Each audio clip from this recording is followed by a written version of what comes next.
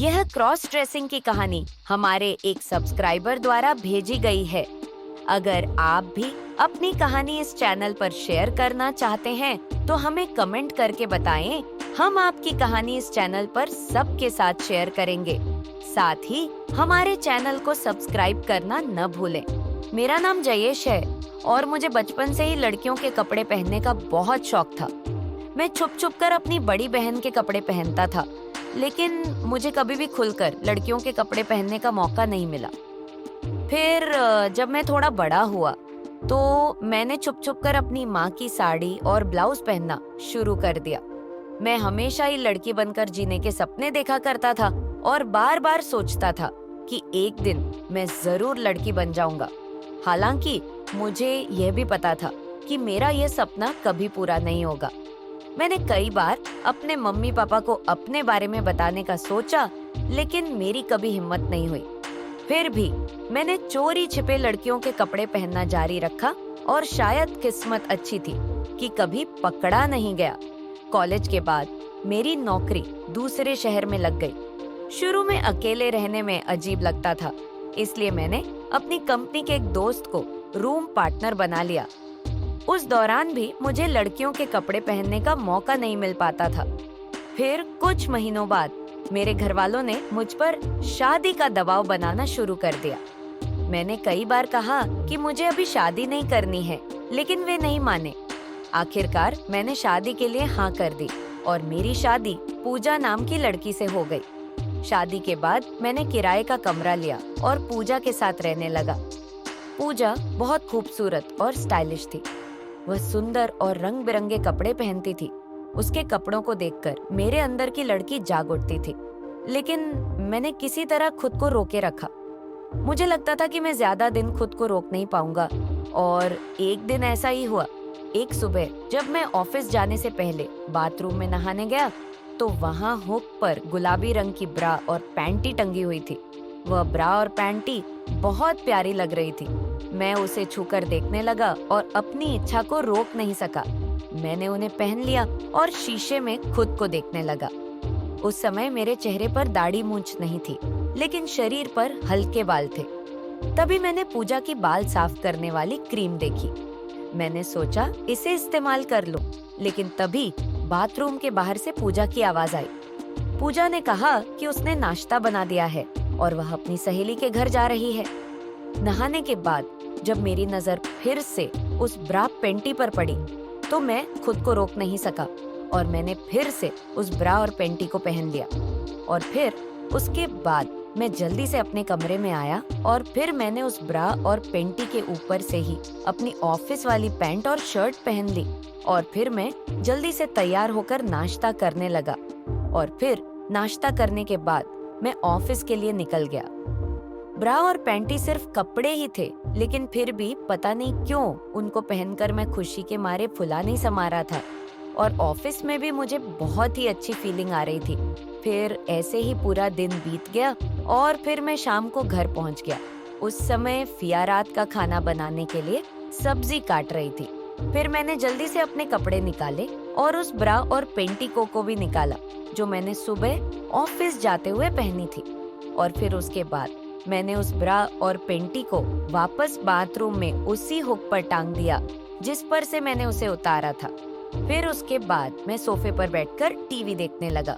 फिर उसके बाद पूजा ने खाना बना लिया और हम दोनों ने साथ में मिलकर खाना खाया और फिर उसके बाद हम सो गए। इस अनुभव के बाद मैं बार बार पूजा के कपड़े पहनने लगा। धीरे धीरे मैं मेकअप करने और गहने पहनने की भी इच्छा करने लगा। एक दिन मैंने पूजा के कपड़ों की अलमारी में एक हेयर विग देखी। मैं उसे पहनने लगा और धीरे धीरे मेकअप का सामान भी इस्तेमाल करना शुरू कर दिया। एक शाम जब पूजा अपनी सहेली के जन्मदिन पर गई थी तो मैंने मौका देखकर पूरे दिल से तैयार होने का फैसला किया। और फिर मैंने सोचा कि अब तो मैं पूरी रात ही प्रिया के कपड़े पहनकर रहूंगा और मजे करूंगा। और यही सोचते हुए मैं जल्दी से नहाने के लिए बाथरूम में चला गया और तभी मैंने देखा कि मेरे शरीर पर कुछ बाल दिख रहे थे। फिर मैंने जल्दी से बाल साफ करने वाली क्रीम लगाई और फिर नहाने लगा। नहाने के बाद मेरा शरीर एकदम चिकना और मुलायम हो चुका था। फिर उसके बाद मैं टोबल लपेटकर बाथरूम से बाहर आया और फिर रूम में चला गया। फिर मैंने देखा कि पूजा के कपड़ों की अलमारी में सबसे ऊपर एक गुलाबी रंग का लहंगा और चोली रखा हुआ था और उस पर सितारे जड़े हुए थे। उस लहंगे और चोली को देखकर मुझसे रहा नहीं जा रहा था। फिर मैंने उस लहंगे और चोली के ऊपर रखी गुलाबी रंग की ब्रा और पैंटी को पहन लिया। वो ब्रा पैड वाली थी, जिसकी वजह से मुझे बहुत अच्छा महसूस हो रहा था। फिर उसके बाद मैंने उस चोली को पहना। वह चोली बहुत ही प्यारी थी और उस पर काफी फूलों वाली कढ़ाई हो रखी थी।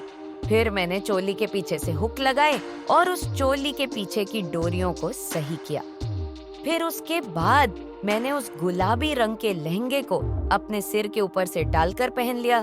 फिर मैंने उस लहंगे की चैन बंद कर दी, जो कि साइड में कुल्हे की तरफ लगी हुई थी, और फिर मैंने उस लहंगे के नाड़े को कसकर बांध दिया। उस नाड़े में काफी भारी सी लटकन लगी हुई थी, जो बहुत ही प्यारी लग रही थी। पूजा की गैर मौजूदगी में मैंने मेकअप करना भी सीख लिया था और इसलिए मैंने अपने चेहरे पर मेकअप लगाना शुरू कर दिया। सबसे पहले मैंने अपने चेहरे पर फाउंडेशन लगाया और फिर आंखों में काजल और आईलाइनर लगाया और फिर उसके बाद आंखों की पलकों के ऊपर गुलाबी रंग का आईशैडो लगाया और फिर अपने होठों पर एक गुलाबी रंग की लिपस्टिक लगा ली। फिर उसके बाद मैंने अपने हाथों में गुलाबी रंग की चूड़ियां पहनी और फिर अपने हाथों और पैरों के नाखूनों पर गुलाबी रंग की नेल पॉलिश लगा ली। फिर उसके बाद मैंने अपने पैरों में पायल पहनी और फिर मैंने पूजा की लंबे बालों की हेयर बग निकाली और उसको अपने सिर पर अच्छी तरह से सेट कर दिया और फिर मैंने अपने माथे पर एक छोटी सी गोल बिंदी लगाई और फिर अपने सिर पर दुपट्टा ओढ़ लिया। फिर मैंने पैरों की लेडी सैंडल पहनी और खुद को बड़े से शीशे में देखने लगा और मैं यह देखकर बहुत खुश था कि मैं उस लहंगे और चोली में बहुत ही खूबसूरत लड़की लग रहा था।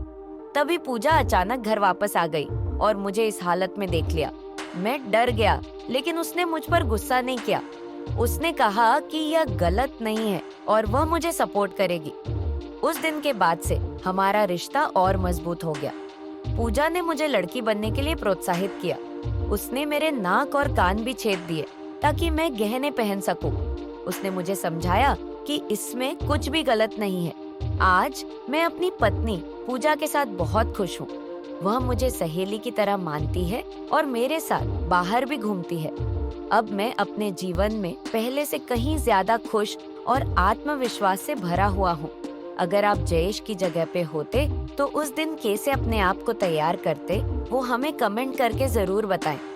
हमें आपके कमेंट का बेसब्री से इंतजार रहता है। अगर आपको यह कहानी अच्छी लगी हो तो कृपया हमारे चैनल को लाइक और सब्सक्राइब करें। वीडियो बनाने में बहुत मेहनत लगती है। हमें सपोर्ट करें ताकि हम आपके लिए और दिलचस्प कहानियां ला सकें। अपने क्रॉस ड्रेसिंग पसंद करने वाले दोस्तों के साथ भी इसे शेयर करें। धन्यवाद।